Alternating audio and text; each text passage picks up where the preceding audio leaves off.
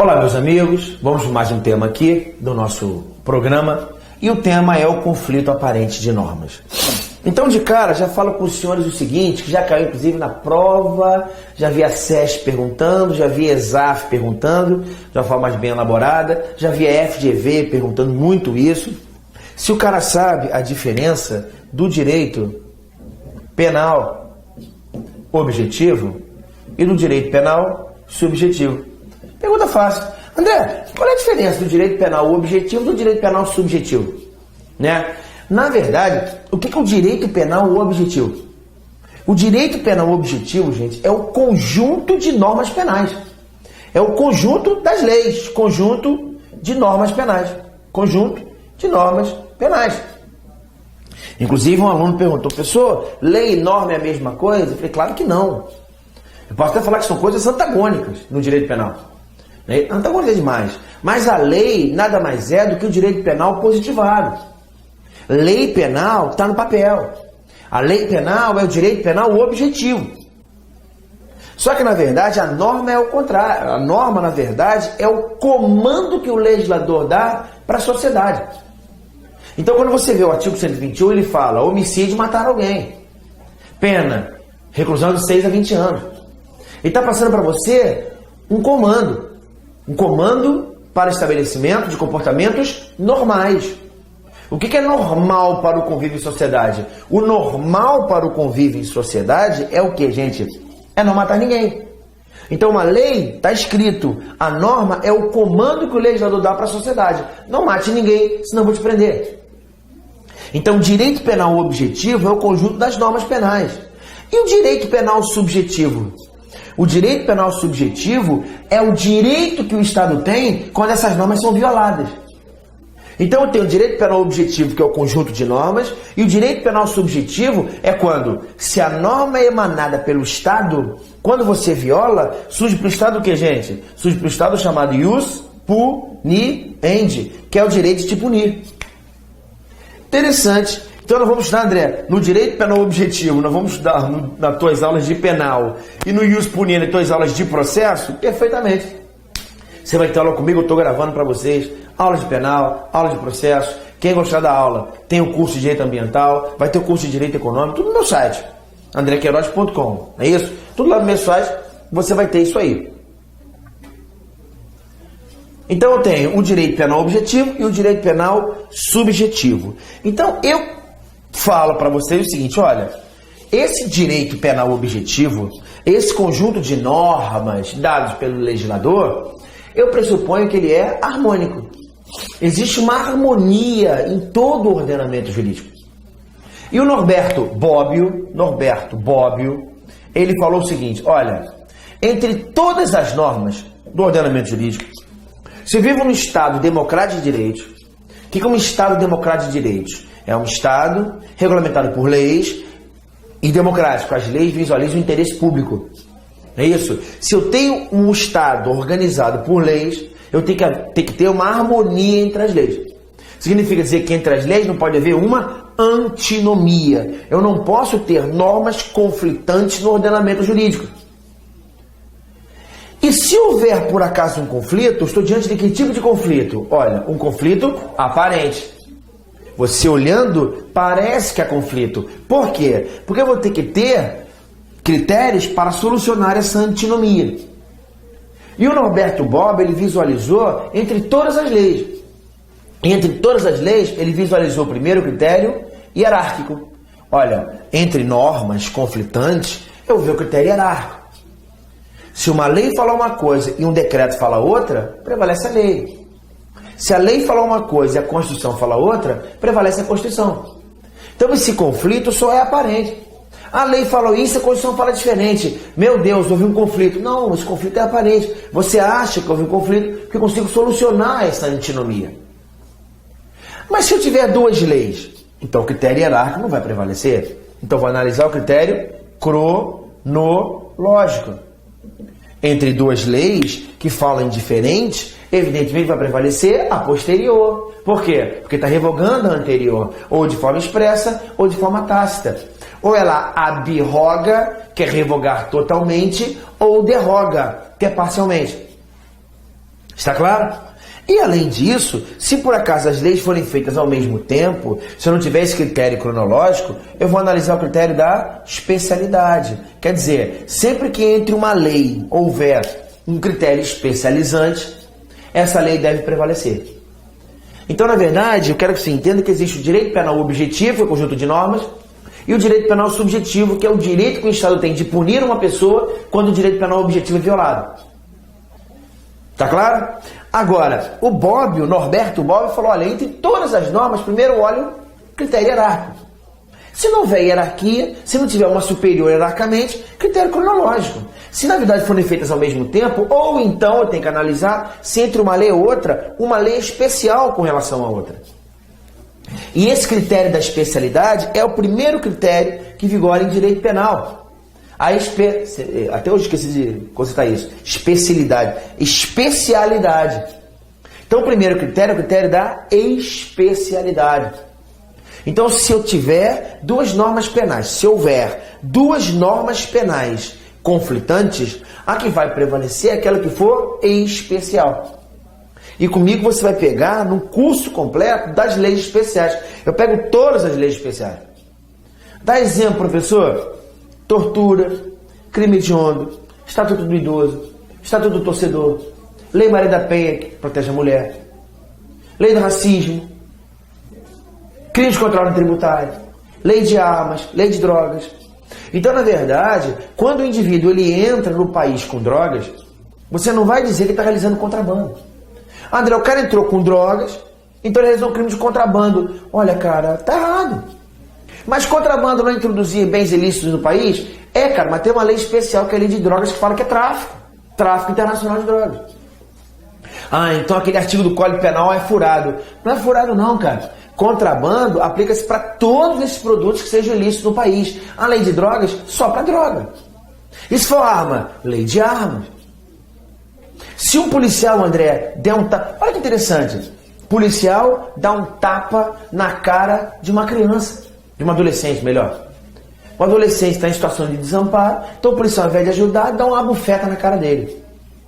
Você vai falar, professor, se ele deu tapa, é um crime de lesão corporal. Cara, uma lesão corporal qualquer pessoa comete. Ele é policial.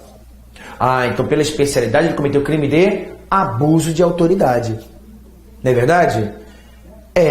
Mas o policial comete abuso de autoridade quando ele dá um tapa na cara de qualquer pessoa. Ele dá um tapa num adolescente. Então aplica o Estatuto da Criança e do Adolescente. Policial que dá tapa na cara, você vai pensar que é lesão corporal, só que qualquer pessoa comete contra qualquer pessoa. Como ele é policial, ele comete abuso de autoridade. Mas o abuso de autoridade é quando o policial comete o crime contra qualquer pessoa. Ele cometeu um crime contra a criança ou adolescente. Então é Estatuto da Criança ou Adolescente. Se eu não estiver errado, artigo 241. Tudo isso em razão do princípio da especialidade. Significa dizer que para solucionar isso tem que ter o chamado elemento especializante.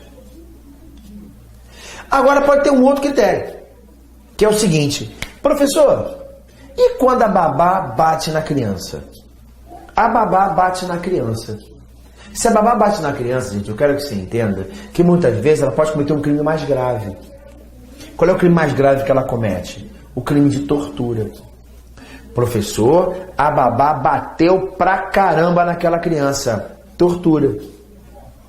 Olha, professora, ela bateu, mas não bateu tanto. Então é o crime de maus tratos. Olha, professora, ela bateu, mas ela bateu muito de leve. Então pode ser um crime mais leve, até mesmo uma contravenção. Eu posso, de repente, botar em lesão corporal, eu posso colocar em vias de fato, pouco provável, né? Está sob custódia dela. O que me interessa é que se a pessoa não entrar no mais grave, ela necessariamente pode entrar no mais leve. Eu tenho, na verdade, uma situação de subsidiariedade. É o que Aníbal Bruno chamava de soldado de reserva. Soldado de reserva. Dá um outro exemplo, professor, que é o seguinte, ó. Parei meu carro, o malandrão fala o seguinte: ô, meu irmão, 15 merréis adiantado. Rapaz, tá me falando de que forma? É isso aí, doutor, é 15 agora ou então a chapa esquenta. Peraí, rapaz, você tá me extorquindo dinheiro? Crime de extorsão, cara. Artigo 158, extorsão. Tá preso, meu irmão, que isso? Parando na rua aqui, posso parar meu carro aqui? Aí tá falando que tem que pagar 15 reais adiantado? Olha, doutor, não estou cobrando nada não. Mas veja bem, o senhor não pode parar o carro aqui não. Como eu estou coordenando aqui, tira o carro aqui, senão vai ter algum problema com você. Você está falando mesmo? Você está me obrigando a tirar o carro daqui? Você virou policial agora? Então agora é constrangimento ilegal. Você está me constrangendo, cara. Você está utilizando de uma grave ameaça, você está me ameaçando para quê? Para mandar tirar o carro. Constrangimento ilegal. Olha, doutor, veja bem, se quiser deixar teu carro aí, tranquilo. Mas eu não sei como é que ele vai amanhecer amanhã. Ah, então você também está prometendo mal injusto? Então é crime de ameaça. Ameaça. Você está me ameaçando. Crime de ameaça. Então eu quero que você entenda que o guardador, quando ele te para, se ele vier de forma contundente, mas não te obrigando a fazer nada, é ameaça. Se ele vier de forma contundente, determinando que você faça alguma coisa, constrangimento ilegal. Se ele vier de forma contundente, te cobrando dinheiro, é crime de extorsão. Uma coisa é certa, se não entrar na extorsão, eu pego o soldado de reserva e coloco no constrangimento ilegal. Se por acaso não caracterizar constrangimento ilegal, eu coloco no crime de ameaça. Significa dizer que eu tenho sempre uma relação de subsidiariedade entre um crime e outro. O cara fala, e não estou gostando das aulas do André, paguei aqui, foi um grande erro, vou começar a falar que ele cometeu crime. Você está me caluniando. Se por acaso entrar na calúnia, você vai entrar na difamação. Se eu entrar na difamação, você vai entrar na injúria. Não interessa, se não entrar aqui, não tem problema, eu boto aqui. Se não botar aqui, eu boto aqui. Eu sempre vou ter o soldado de reserva. Eu tenho que ter uma relação de gravidade. Um crime mais grave e um crime mais leve. Se não entra no mais grave, entra no mais leve. Ou então, se um crime for geral e eu tiver um elemento especializante, especialidade. Mais grave com mais leve, subsidiariedade. E essa subsidiariedade, ela é sempre ela pode ser tácita, ou ela pode ser expressa mesmo. Se você for, por exemplo, no artigo 250, crime de incêndio, ele fala expressamente. Olha, a pessoa que botar fogo dolosamente no lugar é crime de incêndio, se não for crime mais grave. Se o cara botar fogo, não é isso, numa lavoura, por exemplo, é um crime, a pena inclusive é agravada, é aumentada. Se não for crime mais grave, cara. Porque se o cara botar fogo no ônibus para matar as pessoas, é claro que não vai ser incêndio. O próprio Código Penal fala, se não for crime mais grave, o cara vai responder por homicídio qualificadaço. Essa é a subsidiariedade expressa. Perfeito? Além disso, eu tenho o princípio da consunção ou da absorção. André, o que é o princípio da consunção ou o princípio da absorção? Aqui, cara, eu tenho um crime que é meio para o outro. E esse meio tem que ser um meio necessário e frequente. Então, na verdade, eu estou diante de uma situação onde eu tenho um crime, onde esse crime você consegue observar que ele é um meio necessário e frequente para esse tipo de conduta para o crime mais grave. Então, aqui a relação não é crime mais grave, não, mas um crime é meio para o outro. Se um crime é meio para o outro, ele fica absolvido. Então, a pessoa que quer furtar a residência da pessoa, pula o muro do cara, viola o domicílio dela e leva os bens, ele não está cometendo dois crimes. André, se ele pulou o muro, violação de domicílio, furtou os bens, furto, zero para você. Não faz sentido. Porque a violação de domicílio é um meio para que ele furte. Olha lá o cara lá, André, o cara deu 10 tiros no cara. Ele deu 9 tiros e no 10º ele matou. Um tiro, o cara continuou em pé, 2 continuou em pé, 3 em pé, 4 em pé, 9 em pé. O 10 na cabeça, ele cai na hora. Matou. E a perícia constata que ele caiu no 10º tiro, morreu no 10º tiro. Ótimo. Qual é o crime dele? 9 tentativas de homicídio e um crime de homicídio consumado. Em concurso material, as penas serão somadas. Não faz o menor sentido. É óbvio que os 9 tiros, né, isso, eles representaram um meio para que eu mate aquela pessoa. Está claro? Então fica absolvido. Se for um crime meio, sendo um meio necessário e frequente para tanto, fica absolvido.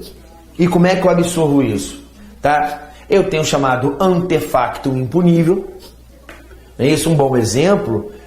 Nós vamos conversar depois mais à frente. Não é bem isso não. Tem súmula, tem um montão de coisa para conversar. É só a ideia. Eu sei que se você está estudando, o professor falou, tem muito mais coisa para falar. Eu sei disso. É quando a pessoa comete um crime de falsidade documental para cometer o estelionato. Se o cara comete uma falsidade documental para o estelionato, tem várias correntes. Mas uma das coisas que eu quero que você veja agora é que o falsidade documental, nada mais é do que um meio para cometer o crime de estelionato. Não é verdade? Ele falsifica o documento para abrir a conta no banco, para pegar um cheque e sair passando cheque falsificado na sociedade. Significa dizer que o falso pode ser um antefacto impunível. Antefacto impunível. Ou então ao contrário. Para alguns autores, não é pós-facto impunível. Como o crime de falso é mais grave, ele responde pelo falso e o estelionato é um pós-facto impunível. Ah, André, esse pós-facto impunível pode ser o exaurimento de um crime? Se for um outro crime, sim. Bem como também o crime progressivo ou a progressão criminosa. Qual é a diferença do crime progressivo para a progressão criminosa? É que, na verdade, o crime progressivo, eu já quero cometer o crime mais grave. Então, o que acontece? Eu quero entrar na casa da pessoa e a minha ideia já é entrar, roubar e matar. Eu vou entrar na casa desse cara, vou dar um tiro na cabeça dele e vou levar todos os bens dele. Eu já quero cometer latrocínio. Então, na verdade, eu começo como? Violando o domicílio, subtraindo os bens, vou até a casa dele, dou um grito na cara dele, e ameaço, dou um tiro, mato e levo os materiais, levo os bens. Esse é chamado crime progressivo. Eu já queria o crime mais grave, só que eu começo pelo mais leve e vou já querendo o mais grave. Vou matar essa pessoa com pancada. Começo com lesão, vou aumentando a lesão, já pego uma faca, começo a esfaquear e depois corto a cabeça dele. É diferente da progressão criminosa. A progressão criminosa, eu quero cometer o crime mais leve. Olha, eu quero só entrar na casa, subtrair os bens sem que ele saiba. Tomara que ele não esteja nem em casa. Então eu quero furto. Aí ele acorda. Ele percebe, você vai até ele, você reage dando um soco nele, você já está começando a roubar. Queria furtar, agora está roubando. Vocês continuam com luta corporal, você está roubando. Ele pega uma pistola, você toma a pistola dele, dá um tiro na cara dele, cometeu latrocínio. Então eu queria furtar e acabei cometendo latrocínio. E também o crime complexo. Crime complexo, quando eu tenho crime complexo, estrito senso mesmo, é quando existe a reunião de dois crimes. Quando eu pego dois crimes diferentes, coloco num só. Como, por exemplo, o latrocínio, que é roubo e morte. Parece homicídio, parece roubo, junto os dois, vira latrocínio. Fica absorvido. Eu junto os dois e vira um crime só. Como, por exemplo, o aborto seguido de morte. O médico aborta e, sem querer, mata a paciente. Ah, então é crime de aborto com homicídio culposo. Negativo. É aborto seguido de morte. Eu absorvo um no outro. Fica mais grave até a pena, mas um fica absorvido, um crime só. Ah, então o médico quando vai abortar e acaba matando a mãe, é um crime pré-ter doloso, nós vamos estudar? É, fica absorvido os dois. Ah, mas esse negócio de absorver a pena é mais leve? Eu não estou falando isso. Estou falando que ele passa a responder por um crime só. E por último, uma grande bobagem, mas eu tenho que botar para vocês, que é o princípio da alternatividade. O que é o princípio da alternatividade? É quando eu tenho aqueles crimes, chamados crimes de ação múltipla, ou então chamado de tipo misto alternativo. Tipo misto alternativo. Eu estou falando de crimes de ação múltipla, eu estou falando de tipo misto alternativo. Ou então estou falando daqueles crimes de conduta variada. Professor, por gentileza, o que é um crime de conduta variada? O que é o tipo misto alternativo? O que é um crime de ação múltipla? São aqueles crimes, gente, onde no tipo penal eu tenho vários o quê? Vários verbos, com vírgula. E o melhor exemplo, acho que é o crime que mais tem verbo, é o crime de tráfico de droga. Importar, exportar, transportar. ter em depósito, vender, ceder a INEC gratuitamente. Então tem uma quantidade absurda de verbos, 18 verbos. Professor, se eu cometer os 18 verbos, eu realizo quantos tráficos? Um só. Se for no mesmo contexto, claro. Então, na verdade, o crime de tráfico é um crime de ação múltipla. E por que eu falo que é grande bobagem?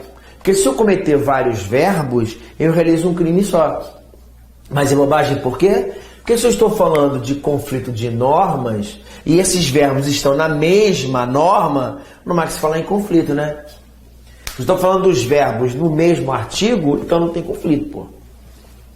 Então, na verdade, veja bem, como é que é o ordenamento jurídico? Ele é perfeito, ele é harmônico. Você diz essa harmonia, sempre que você olhar que uma coisa está batendo contra a outra, poxa, professor, o policial bate numa criança, é lesão corporal, o meu amigo falou que é abuso de autoridade e o meu amigo falou que é crime do ECA. Então tem um conflito, não tem? Ferrou. A lei é o ordenamento jurídico é desarmônico. Não, o que é desarmônico é a tua cabeça. Que eu tenho que criar conflitos aqui, eu tenho que criar soluções dessas antinomias. Então eu tenho a solução da especialidade, da subsidiariedade, da construção ou absorção e da alternatividade. Maravilha? Ok? Gente, um forte abraço e até a próxima.